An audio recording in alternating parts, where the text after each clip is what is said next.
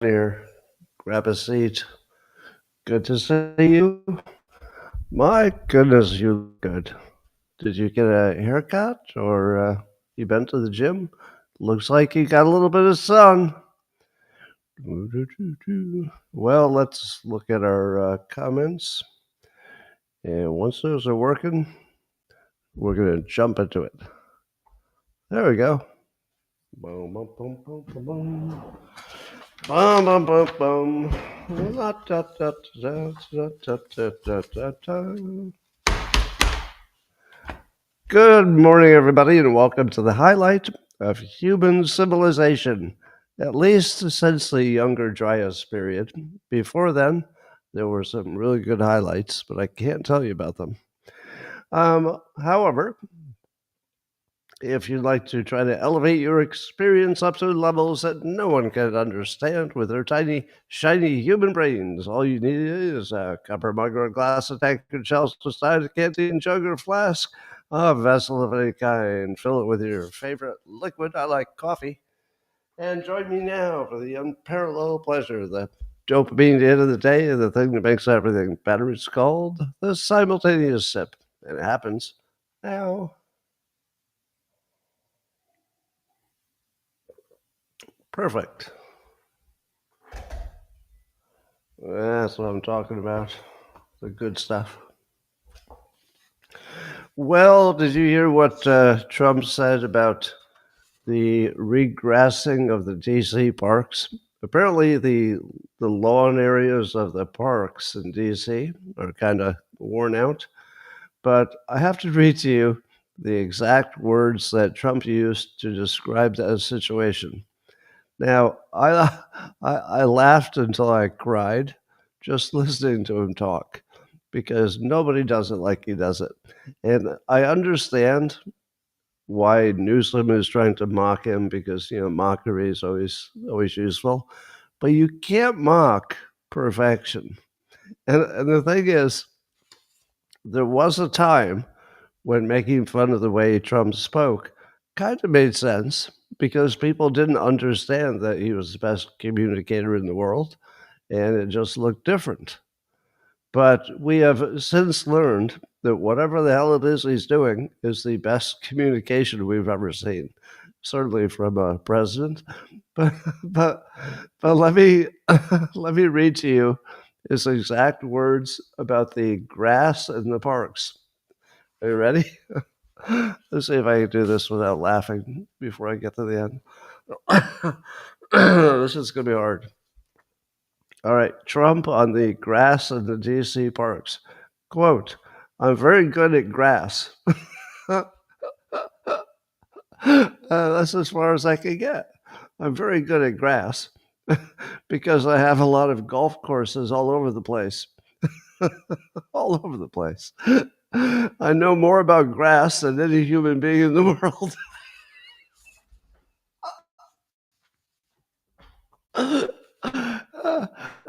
We have a life. Grass has a life, and the grass here died about 40 years ago.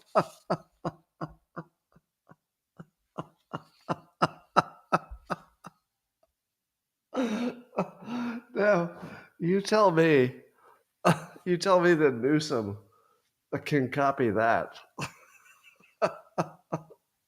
You can't copy that. There's only one person in the world who can do this.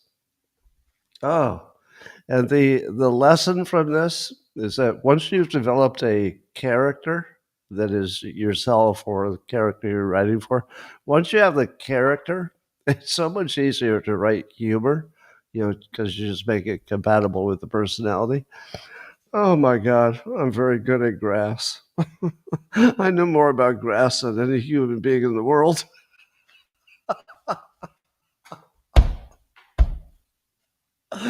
Oh, that's just so good. All right. So Elon Musk is pointing out that Grok apparently is the best as some kind of benchmark test for prediction. So the best predicting AI in the world is Grok at the moment. And Elon Musk points out that Grok is the best at predicting the future, which is the best measure of intelligence, in my opinion, Elon Musk says. Now, you've probably heard me say that we don't understand reality. Our brains are not optimized to actually fundamentally understand our reality. The closest we can get to knowing what's real is knowing what predicts. So that's not very far from saying that the best measure of intelligence is the ability to predict. And in the real world, the people who can predict the best definitely do the best. There's no doubt about it. So yeah, I would say the ability to predict is intelligence. I think, didn't Elon tease that AGI might show its head in the next version of Grok? So Grok might be getting close to something like an advanced general intelligence, but not this version. Might be the next version. We'll see. And then there was some very big words used by Elon Musk and another user I'll tell you about. And I think I know what it means, but let me tell you the words they use. There was a user named XFreeze on X who said that XAI's long-term plan is to be an edge node running AI inference to generate pixels and audio. No more traditional OS or apps, but just AI rendering everything directly. Now, I'm not sure most of you, and including me, totally understand what edge node running AI inference to generate pixels and audio means. But then Elon weighed in, comment on that comment, and he said it's an easy prediction of where things are headed. Devices will just be edge nodes for AI inference. Okay, what's that?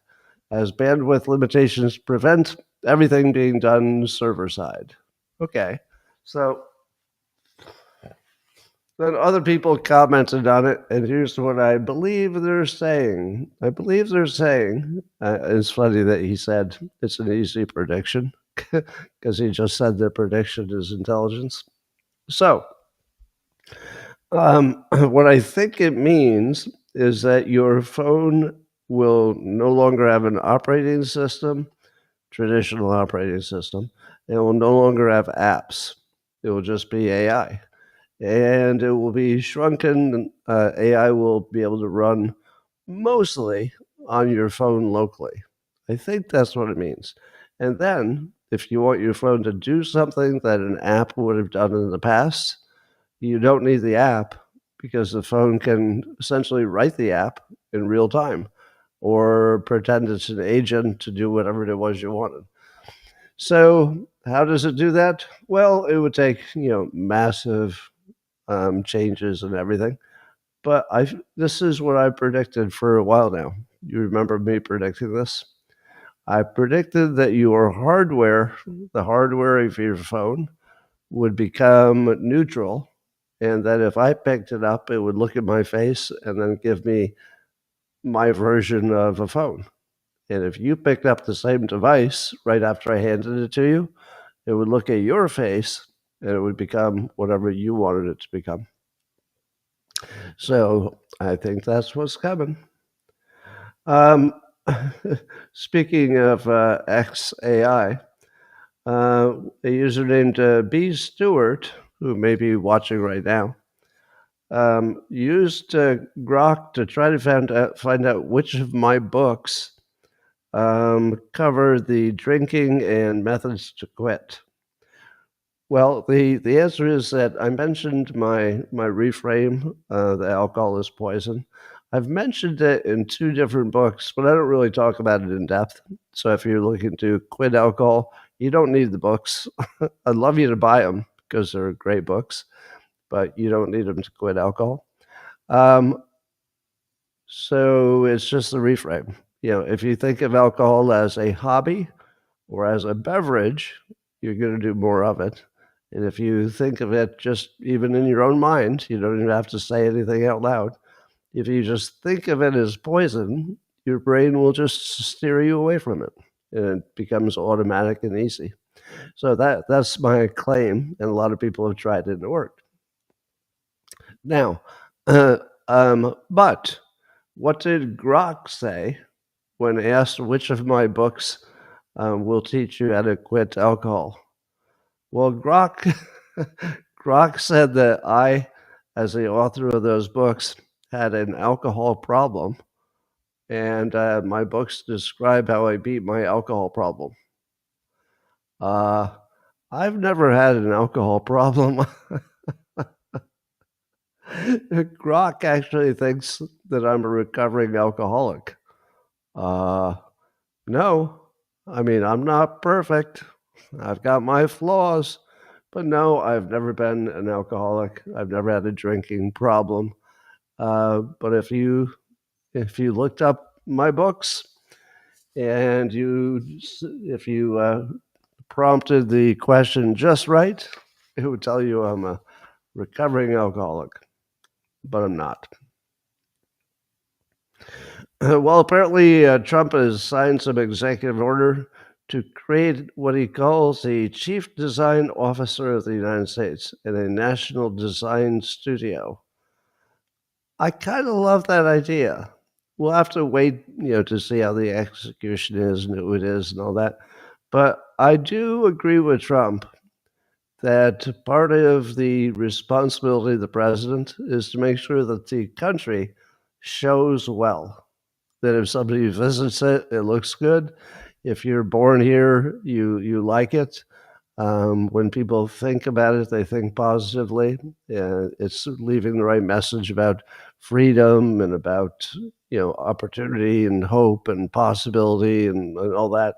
So yeah, I think Trump is way ahead of the average person because he understands persuasion, and design is destiny. Design is persuasion. So yeah, I like that. That if it's done right, it doesn't become just a big, money hole, which would be possible if the Democrats were doing this. But if you get the right person, I like it.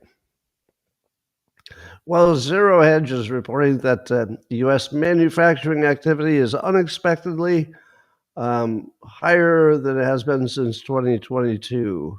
So apparently, we weren't expecting it to be this good. But I have to say, I don't believe any economic data anymore. Sometimes I want to believe stuff, so I'll tell you about it and act happy about it. And certainly, there are reasons to believe that manufacturing should be up a little bit. I mean, we're trying hard to do that, and maybe it's real. But honestly, when I look at stuff like this, I just say to myself, they'll probably revise it later. So it's not down. I'd feel bad if it were down, but I'm not sure I believe it's up. It might be. I mean, there's a reason it could be. Well, speaking of data, Pam Bondi says there's been no murder in D.C. for a week because of all the federalizing of it, and they've surged so many people to help with the policing. So you've got the feds and you've got the National Guard and everything. Apparently, the murderers took the week off.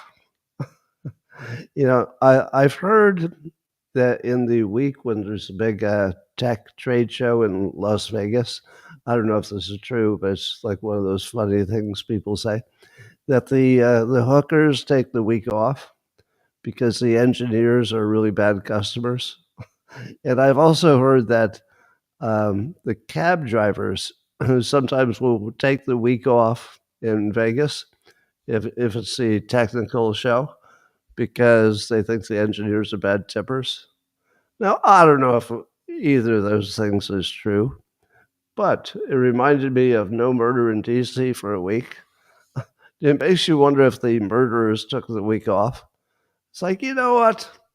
I was planning a summer vacation anyway, so I think I'll take a week off from murder, and we'll get back to it. And once all these people are gone and they think they've solved it, well, I'll just go back to murdering.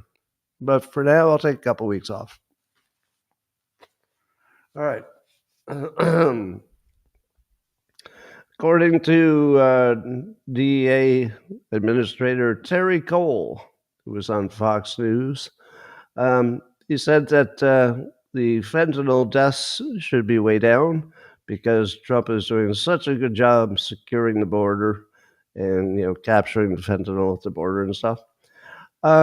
Here again, I do not believe any statistics, and I definitely don't believe that ODs are down because of anything that happened at the border.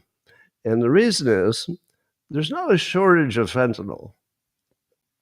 It's so easy to make, and it's so small and light and easy to ship that you could catch. I'll just make up a number, but you get the idea. You could probably stop 90% of it. It wouldn't make any difference at all because the bad guys would just make so much more of it that the 10% you didn't get was as big as the 90% that you used to not get. So as long as they can ratchet it up in an unlimited amount, and it doesn't really cost them that much when it gets caught, just some member of the tribe gets put in jail and you lose some bills, but you just make more. So I don't know if that makes a difference, but it's better than not doing it. I think the Narcan will bring down the ODs because the OD deaths are way down anyway. But I don't know if it's because of the border being better managed. There are lots of reasons to manage the border, but it's mostly human reasons. We need to control the human beings coming in, and we should try as hard as we can to stop the fentanyl, but I don't know that the ODs will go down if we do a good job stopping humans. Well, I read the news today, and one of two things is true because I saw a news story that was opposite the other news story. Either the U.S. just made a incredibly good trade deal with the European Union, or that deal was stalled because we don't have agreement on some of the digital free speech stuff and the digital rules that they have over there that would be bad for our digital platforms that come from America. So, which is it? I saw both stories and they both looked credible and they both had details. So, did we just complete a major trade deal with Europe, or did we think we had it and then we found out there's this major sticking point with the digital stuff?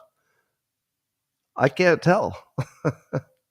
I asked Grok and I got one answer, and I looked at the news and I saw two different answers. It's one of those things, right? So probably it depends which of the articles got written, 2 hours before the other one, which I don't exactly know. So do you know? Do we have a deal with Europe, or was that stalled and we got excited about it and then it didn't happen? I don't know. Maybe we'll know by tomorrow. But one of the big elements of it, assuming that we'll get this deal one way or the other, we'll get to a deal. A huge part of the EU trade deal is them investing more in our energy sector and buying more of our especially liquefied natural gas. And also nuclear energy assets of some kind, blah, blah, blah. So part of this would be the deal would wean Europe off of Russia as a supplier. Now, that's important because that's more than just a trade deal. That would be also moving towards solving the Ukraine war situation by starving Russia of their easiest way to make money.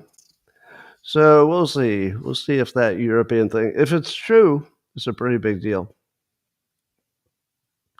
Well, Peter Navarro, White House trade advisor, was explaining that he doesn't expect Trump to extend the timeline for India to make a trade deal, and that his deadlines will kick in, and he'll just be doubling the tariff on India. But part of the reason that the tariff will be super high, tariff on India, is because they're selling or they're buying oil from Russia. Now, apparently, most of what they're buying from Russia is because it's cheap, obviously, but it's so cheap that they're buying more than they need and reselling it, which is no bueno. So Trump is going to penalize them big time with a 50% tariff, which includes a 25% penalty for the oil purchases that Trump says are coming from Russia. So Trump's got two more points of leverage on Putin. One is that Europe will buy less and buy more from us. And the other is that India might become much less of a big market for them if they bow to our economic pressure. I don't know if they will, but they might. Well, I made a prediction on X about what would happen with the war, the Ukraine situation, and people got really mad at me. And I don't exactly know what's behind that. At first, I thought it was a bunch of Russian trolls, just bots that were coming in and just insulting me to make me go away because they didn't like what I said. But when I accused the commenters of being Russian bots, many of them seemed to be real, because they commented that they were real. And they're really mad at me. Does anybody know why? I don't. Because it was just an opinion on how things might go. Why would you get mad at me for that? And so the comments, well, I'll tell you what I said, and then I'll tell you the comments. So my post on X was that when that Putin is going to keep yanking the football away from Trump. In other words, I'm predicting that Putin does not have good intentions for solving the war anytime soon, and that he's just stalling yet again. And I said that when Trump turns on Putin, and he will, the Russian economy is in trouble. Oh my God, did people come after me for that? Why would you be mad at me for saying that Trump will turn on Putin and the Russian economy was in trouble? Well, some people were really insulting in saying that I didn't understand economics. Now, none of the people who said that have a degree in economics and an MBA from a top business school like I do, but they believe that I must know nothing about economics if I thought that Trump could influence the economy of Russia. Other people said, that he's already tried, everybody's tried, and all it does is drive Russia to BRICS. So it will just make them, further immune from our economic pressure. So it'll work the opposite of what I think. Other people, I don't know, they just had every insult in the world. Very different from how people react to my other posts. Lots of hatred and just insult. And I don't know why. And then people came in with loser think arguments. Remember, I always make fun of analogies. So I made an analogy of the football being pulled away, but really that's just a way of describing the situation. And then some NPC on X called Steve Stevens. Boy, one way to know you're dealing with an NPC is if their first name and last name are basically the same. Steve Stevens. Okay. The second one is with a PH, but still, it's Steve Stevens. Your parents, they just gave up. What are we going to call him? I don't know. How about Steve? Our last name is Stevens. Yeah, I don't care. But anyway, when he heard my analogy that Putin keeps pulling the football away from Trump, he cleverly commented, "Oh, just like Charlie Brown eventually turned on Lucy."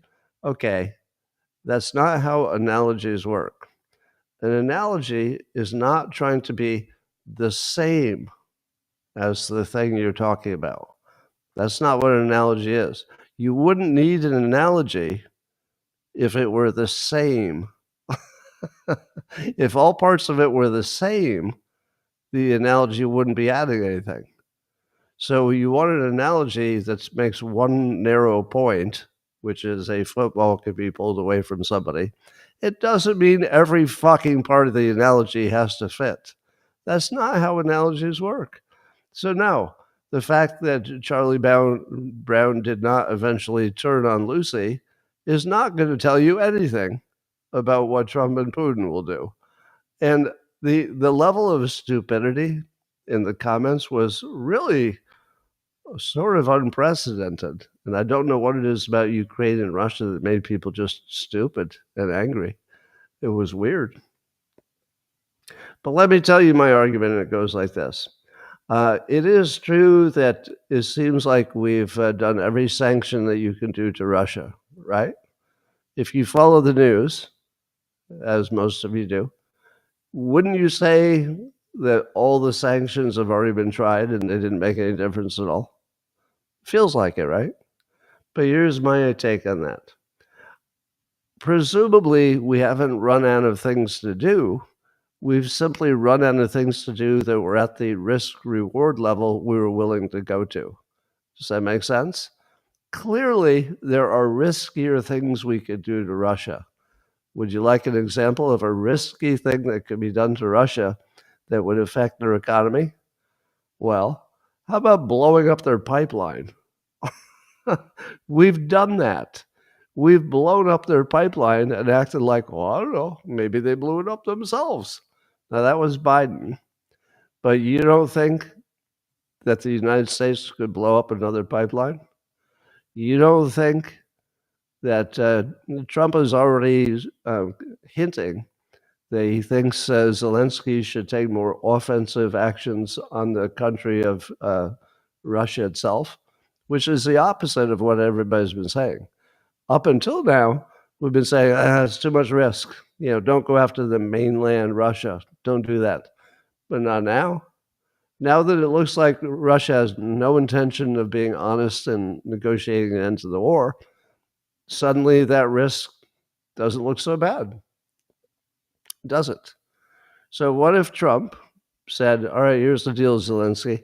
I'm going to give you some really accurate missiles with long range. I want you to take out their refineries and their pipelines and go after their economic, lifeline. Now, obviously, that would make Putin need to respond, and he might do the same to Ukraine, etc. So it's high risk. But would it hurt their economy if their oil pipelines and refineries all started blowing up? It would, right? How would it not? So those people who said there's nothing more we can do, sanctions-wise or any otherwise, that's crazy.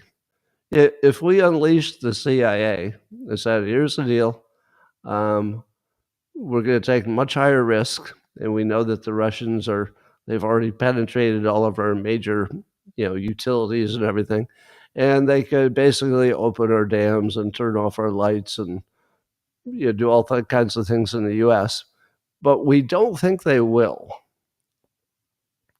That's sort of what happened with the pipeline, right? When Biden blew up the pipeline, of course Russia knew who did it. Of course they did.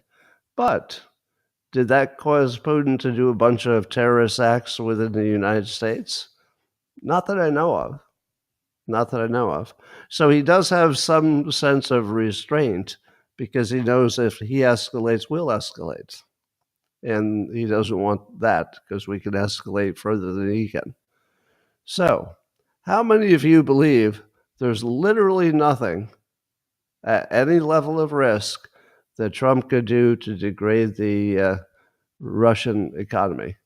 Or is anybody here stupid enough to think there's just nothing that could be done? Now, I'm not saying that the risk-reward makes sense, but Trump could definitely ratchet up the dirty tricks, and he could ratchet up what weapons he sells. He could scare people about the economy. I don't remember anybody going after India, going after them hard as he is with these tariffs. I don't remember anybody trying that before. And if he gets India to cooperate, that's a huge impact. A huge impact. India is the number 2 buyer of their energy. Number 2 buyer. And he could turn that off because it used to be 1%, went to 40% of what they were buying. So, have I made my case? Would you all agree that although the risk of doing so might be more risk than you're comfortable with, but there's lots of stuff that Trump could still do to degrade Russia's economy? In my opinion, that's what he's going to do. And he might say it directly, not that he needs to, but he might say it directly. All right, here's the deal. We're not going to put up with endless war, so we're going to destroy your economy, and we're going to take you out of the energy business. We're going to undersell. I'm going to get my friends, and if there's anybody who really needs this oil at the price you're selling it, we will sell it to them instead at even a cheaper level. I don't know if that would make sense. But the point is, there's a lot that Trump could do if he's willing to take the risk. And we have now entered the phase where taking extra risk probably is where things are going to go. Trump said that he said that he's aware that things slow down, and it doesn't look like Russia is serious at this point because they haven't really even organized a meeting between Zelensky and Putin. And without that, it kind of indicates nothing's going to happen. But here's what Trump said on, let's see, did he say this on Truth? He said, quote, "It is very hard, if not impossible, to win a war without attacking an invader's country. It's like a great team in sports that has fantastic defense, but is not allowed to play offense. There is no chance of winning. It is like that with Ukraine and Russia." All right. Now, I don't know how you can interpret that anyway, except saying that Trump just gave a total green light, let's say, to Ukraine to attack anything they want inside of Russia. How else would you interpret that? So will that affect Russia's economy? Well, it depends on what they attack. I think it might. So anyway, some good news for Trump, 5-4 ruling in the Supreme Court that Trump and his administration can cancel hundreds of millions of dollars in NIH, that's the National Institute of Health, grants that are linked to diversity initiatives. So I guess a Boston judge had blocked them from cutting those, diversity initiative grants, but now they have permission to do that. So yet again, another victory for Trump in the courts. As you know, the New York appeals court threw out that $500 million-ish penalty against Trump. He's still guilty of the, not being, let's say, accurate on his loan application. But there were no victims, and there's no way there would have been a victim because of the way the process works. And the bank didn't have a problem with it, would do business with him again. But that may end up in the Supreme Court or the higher court in New York, I guess. So that's not done. But I think Trump's having a good results with the courts. Things are starting to go his way. I saw some comments about the Smithsonian. There was somebody who went to the Smithsonian recently, and apparently it's totally DEI'd out. So Trump's desire to get the Smithsonian back into more of a America first and less of an emphasis about identity politics and we're all bad slavers and stuff like that. You wanted to make it a little more, let's say, more optimistic experience, more positivity. But apparently, the Smithsonian did go downhill quite a bit. And you get hit with a DEI stick the moment you walk in, I guess. But Robbie Starbuck, a activist against this DEI stuff in corporate America, said that the Smithsonian's prior head diversity officer from 2022 to 2025 is no longer a head diversity officer because they don't have that job anymore. Because the federal government said that having a DEI thing is illegal; it's against the law. So they no longer have a head diversity officer. No, now they have a director of visitor accessibility who happens to be the ex-head diversity officer. And Robbie Starbuck says that he's hearing that nothing has changed except the job title, and the equity is still the point of the job. Now, has anybody said yet that the DEI stuff is systemic racism?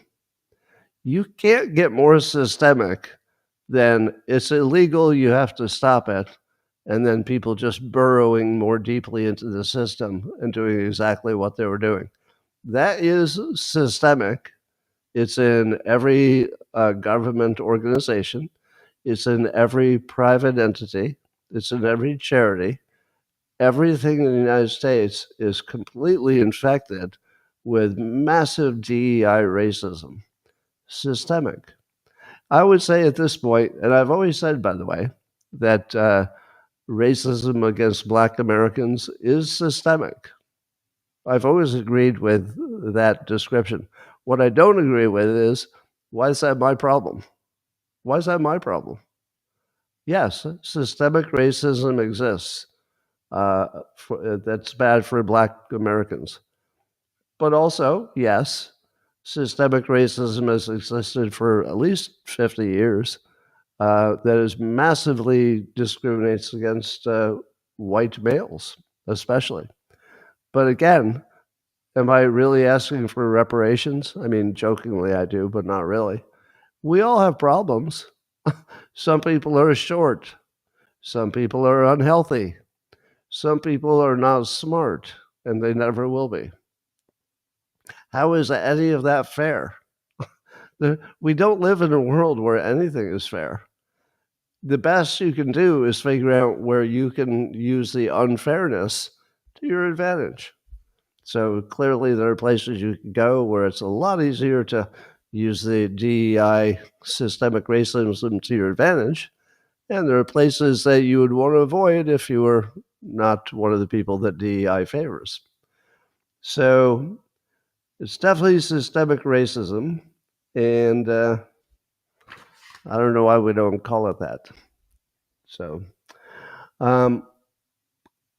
but I guess my main point is we are suckers if we allow people to say, hey, the average of people who are in this category that I decided is a category are doing worse than the average of the people in this other category. That doesn't mean you have to fix that. That does not tell you you must fix it. It just tells you what it is. The must fix it should be activated at an individual level, not an average of a group.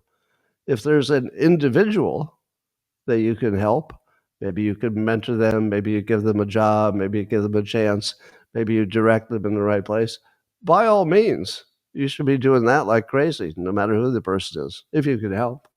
If you can help, help.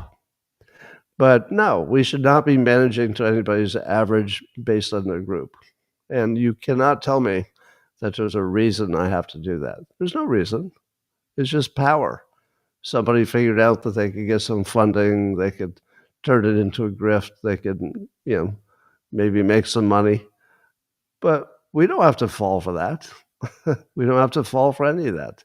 It's just not our problem. I saw somebody say, throw the handicapped in there. The handicapped is a different situation. Because one of the things about being handicapped is it could happen to any one of us at any time. So having spent a little time being handicapped this year, there was a part of my year where I couldn't walk unaided. I mean, I needed a wheelchair or a walker or something. I'm I'm past that at the moment, so I can walk just fine at the moment. But once you experience being, truly disabled, it makes you a little bit flexible about the disabled. So that's a different category. It's something we could all possibly pass through. So I feel different about that. Well, Secretary Rubio says effective immediately they're going to not give um, worker visas for commercial truck drivers in this country. Now, I did not know that we were recruiting commercial truck drivers from other countries because, correct me if I'm wrong, but I can't imagine a job that would be more perfect for people who did not already have experience that was commercially valuable. Because you can go to truck driving school, and in just a few weeks, you're all trained up to be a big rig truck driver. So we should really be hiring Americans for the jobs that are sort of most perfectly designed for somebody who's not already, killing it in life. Um, so I guess I'm surprised that we ever had worker visas for that category. So yeah, I agree with Rubio. Cut that out. Jonathan Turley is writing about how Democrats are getting increasingly violent in their rhetoric. He gives some examples. Governor Newsom recently said, "I'm going to punch these sons of bitches in the mouth." So he's talking about Republicans as these sons of bitches he's going to punch in the mouth. Now, he doesn't say it like he means it physically, but it's very violent rhetoric, isn't it? And he's not alone. So Hakeem Jeffries recently posed holding a baseball bat, but not for sports, as in, I'm going to use this club on Republicans. Um, One House Democrat recently told Axios, and this is all in Jonathan Turley's excellent article. One House Democrat told Axios that some of the Democrats suggested that what we really need to do is be willing to get shot. So they're even talking about accepting some violence on their own team in order to, push their violent, goals. And yet another one admitted that constituents have told them to, quote, prepare for violence, to fight to protect our democracy. And others say that we might need to storm the White House and stuff like that. One explained they're angry beyond things. Beyond things. Now they're angry at people, I guess that means. And it's like the Roman Colosseum. People just want more and more of this spectacle. Yeah, they like the fight. So people are drawn to the talking about the fight. All right. Here's my take on this. You've heard it said that if all you have is a hammer, everything looks like a nail. Well, the Democrats, they don't have policies, nor can they, which is the funny thing. If I tell you, hey, the Democrats are not explaining policies that they would bring you, it's not that they haven't done it yet. It's that there's no way to do it, because the policies that they would have to come up with would have to be counter to common sense, because the Republicans are owning common sense. They're doing things that the majority of Americans say, oh, that makes sense, pretty much all day long. It's just stuff that the majority likes. So what exactly would be the policy that would get Democrats their power back if they're going against the majority of Americans? There's no place to play.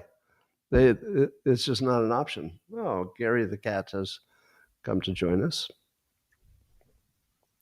So here's my hammer analogy. if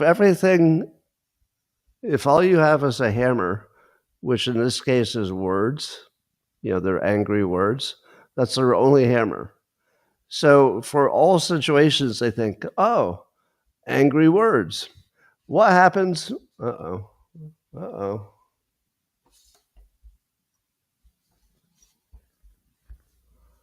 All right. What happens? Did I lose you there? Cat problem. What happens if they try using all those fighting words and it doesn't work? So this is how I imagine it. It would be, all right, we've got to fight Trump harder. Okay, let's talk about fighting. And they go out and for a few weeks, they use fighting words. Oh, we got to fight him. We got to fight harder. We got to argue harder. We got to work harder, fight harder. And they come back in 2 weeks and their popularity is going down again. So remember, all they have is a hammer. They don't have any other tools. No policies, no good leaders, nothing. So what do they do now? Well, then they get a bigger hammer. What would be a bigger hammer than just using lots of fighting words? You already know the answer. They would start cursing while they use fighting words. So now it's not just we're going to fight them every turn. It's going to be we're going to punch them in the mouth. We're going to take a bat to them. We're going to storm the Capitol. It's still just the hammer because it's just talking, but they got a bigger hammer. What is the third biggest hammer is the physical threats. So they go from strong talk to strong talk with swearing, which also doesn't get them anything. And then they go, man, strong talk didn't work. Strong talk with swearing isn't working. Let's add some violence. And that's where they're at. But you had to get there because their whole game is that they won't come up with policies or good ideas or good candidates. They will just talk sternly. And that's it. Anyway, speaking of that, Representative Jasmine Crockett said in a recent podcast, I think it was with Newsom actually, that President Trump's, quote, white nationalist army tried to pull a coup on January 6th. And she also claimed that the most unpatriotic people in the country are Trump and the MAGA movement. Now, she's one of the top leaders for the Democrats now. Remember where I said all they have is a hammer? They don't have smart people to say smart things. They really don't. And it gets worse. In Axios, Mike Allen is writing about how there was a memo got sent out to Democrats from the Third Way. It's a think tank run by Democrats. And the think tank is recommending that the Democrats get rid of their jargon because it's off-putting. And they gave them a list of words to stop using. Now, you can't imagine, that's something that's unimaginable for the Republicans, isn't it? It's unimaginable that somebody would make a list and give it to the Republicans and say, don't use these words. But on their list of words that make things worse, it's a very long list, by the way. And it's all the words that you would find off-putting. Birthing person, inseminated person instead of, a woman who's pregnant. Pregnant people, chest feeding, heteronormative, patriarchy, subverting norms. Don't talk about that, subverting norms. System of oppression, critical theory, cultural appropriation, postmodernism, Overton window heuristics, privilege, violence as an environment, as in the environment is violence, dialoguing, othering, triggering, progressive stack, centering, holding space, and there are about 50 other words on the list. Now, do you think that'll work? Do you think that Democrats are capable of talking like Republicans? Oh, they're not capable of that. No. This has no chance of working. To my point, David Axelrod, who you would consider one of the top, leading Democrat experts and consultants, he was just on a podcast or an interview. I don't know what it was. He claims that it's a constant problem for Democrats that they follow the norms. So he's already, he's using the kind of language that they're trying to stay away from. And do you believe that this would be a true statement, that Democrats follow the norms, but Trump has a big advantage because he breaks norms? Is that what you're watching? Uh, does Axelrod not know that the Democrats have been running a total hoaxocracy for over 10 years, and that they're using lawfare and they're using every trick that you could possibly use? They have broken every norm that we've ever had. And does David Axelrod not know that? Has he not noticed that his own party has broken every norm that you could break? Or does he know it, but he's just lying? I actually don't know, because he couldn't possibly be dumb enough to not have noticed all the lawfare and the breaking of norms by the Democrats. But it doesn't seem like something he'd lie about, because it would be such a dumb lie. Everybody would know it was a lie. So I don't know. I can't tell if he's dumb or lying. This one's a tough one. I always just assumed that Axelrod was in a coma for the past 10 years, so we didn't notice. There's an ex-Biden spokesman who I guess got interviewed by James Comer and his congressional staff, or his congressional, what would you call it, a group. And let's see, who was it? It was Ian Sams, who was described as one of former President Joe Biden's staunchest defenders and sort of a spokesperson for the White House. And what we found out is his staunchest defender and spokesperson type for the White House only ever had contact with Biden twice while Biden was in office. So one of the voices that we were listening to, as if it were Biden talking, because they were talking for him, was somebody who has only ever talked to Biden twice. I feel like there's some kind of norm that got violated there, if you know what I mean. But it's not as bad as you think, because even though Ian Sams never, except for 2 times, talked to Biden, he did on a regular basis meet with AutoPen, and he would every day get a new list of instructions from the AutoPen. Oh, okay, all right, I'll do that. That's right. AutoPen was running the country. So the other big problem with the Democrats is that they're bleeding cash, and apparently the rich donors are sewing their pockets shut. If you were smart enough to be a billionaire, because you'd have to be pretty smart to make $1 billion. If you were smart enough to be a billionaire and you were a Democrat donor, would you be giving money right now? Because what would you be funding exactly? And who would you be funding? There's nobody to fund. It just looks like the Democrat Party is in full collapse. And if you put more money in it, I don't think you could breathe life into it. And it's not like any of these candidates are setting the world on fire. So I think the Democrats are going to have a continuing money problem until they come up with a candidate who looks like they could win, and they don't seem close to that, in my opinion. And it makes me wonder if all these smart, rich people have already gone to the Republican side or become independent. I don't know. Well, this morning, John Bolton, who would be a Republican, his home was raided by the FBI.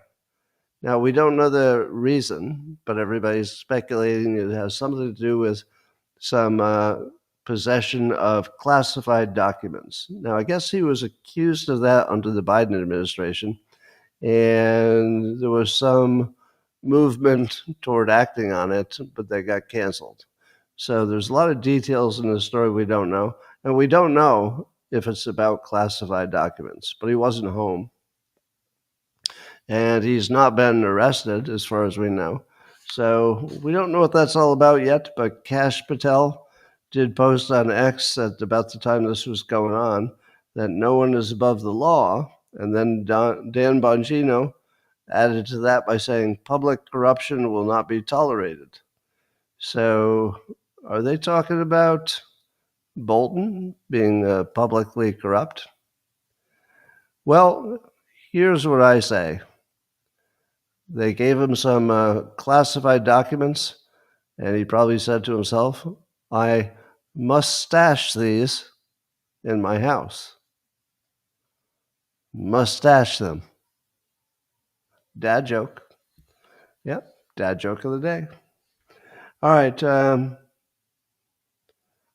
So I guess prosecutors are going to be looking at Comey and his chief of staff for some leaking and Senator Adam Schiff for some leaking. I've got a feeling that none of these important people are going to go to jail. What do you think? I feel like they're all going to beat it on a technicality, or they're going to drag it out, or they'll drag it until a Democrat gets elected again, however long that takes, and then they'll get pardoned. I don't believe that our system can put a prominent Democrat in jail. I don't think it can. Now, it was hard enough to put Trump in jail. They tried everything they could, and that didn't work. But even where the evidence is clear and they've got documentation and they've got witnesses and it's obviously a crime, even in those cases, I'm not really expecting anybody to go to jail. They should. I mean, the crimes are some of the worst things that I've ever seen that don't involve violence. But I have no confidence that it'll end in any kind of conviction. Trump has weighed in on the case of Tina Peters, who was apparently convicted for 2020 election interference, or let's say that was the domain. But what she did was, I guess she had some doubts about the integrity of the election in Colorado and gave somebody access to some classified stuff with the purpose of checking to see if the election was rigged. So her intention was to make sure that the election was fair. What she did was technically a crime. She gave access to somebody who should not have had that access. But Trump, of course, wants to further the story that the elections were questionable. And so that would make Tina Peters sort of the hero of the moment, because it would look like she's being punished for something that you could imagine that maybe even it being illegal, that she wouldn't have gone to jail for it, because her intention was to make things better, not worse. And that matters. I mean, this should matter a lot.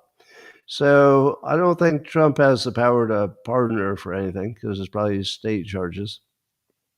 But he's weighed in with Free Tina Peters, brave and innocent patriot who's been tortured by crooked Colorado politicians, including the big mail-in ballot supporting the governor of the state.